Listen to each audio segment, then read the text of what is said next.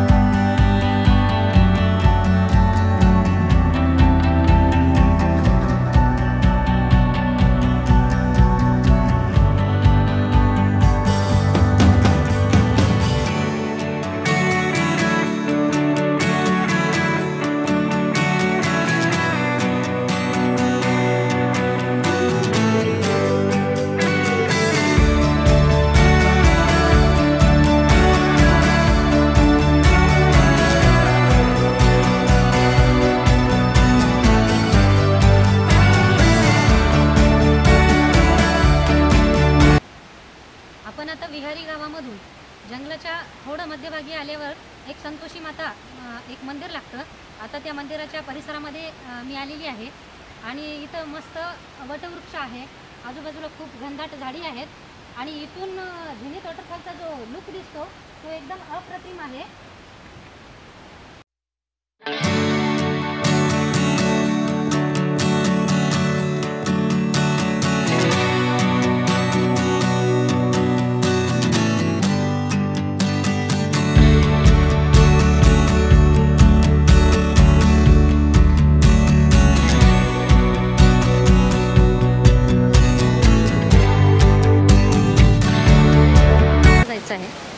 आणि हा जो बेस पॉइंट आहे दत्त मंदिर मठ आहे, त्या मठाच्या ठिकाणी मी आता आलेली आहे।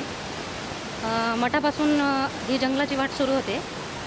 त्या जंगल वाटेतून जाताना 2 पायवाटा आहेत, त्यातली एक कुठली पण निवडायची आणि या हिरव्या गर्द झाडीमधून आपल्याला रस्ता काढत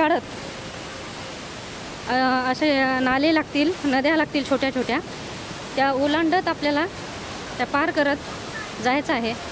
आता खूप पाऊस झालेला आहे खोपोलीमध्ये आणि त्या डोंगरातून आता मी जात आहे झेनिथ वॉटरफॉलला।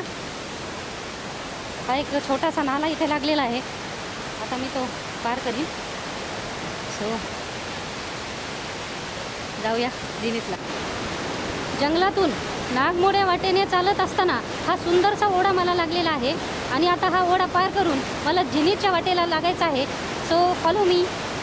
गर्द हिरव्यागार जंगलातून वेड्या वाकड्या पाय वाटेने चालत असताना वाटेत सुंदर 2 ओढे पार करून जाताना पाण्याचा तो खळखळाट निवांत ऐकत बसावे वाटते व ओढ्यात थोडा वेळ थांबून पाण्यात खेळण्याचा मोह बालहट्ट करणाऱ्या मनाला आवरताच येत नाही।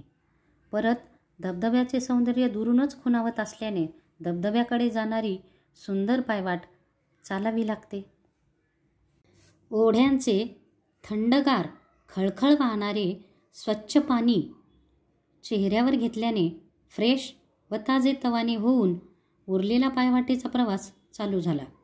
या पायवाटेने चालताना सुंदर हिरवेगार मखमली गवत, वेगवेगळी झुडपे आणि अनेक प्रजातीची मोठी झाडे दृष्टीस पडली आणि सुंदर पक्ष्यांचे आवाज कानी पडत होते। थोड्या अंतरावरून धबधब्याचा आवाज कानी पडला आणि अंगावर थंडगार पाण्याचे तुषार येत होते.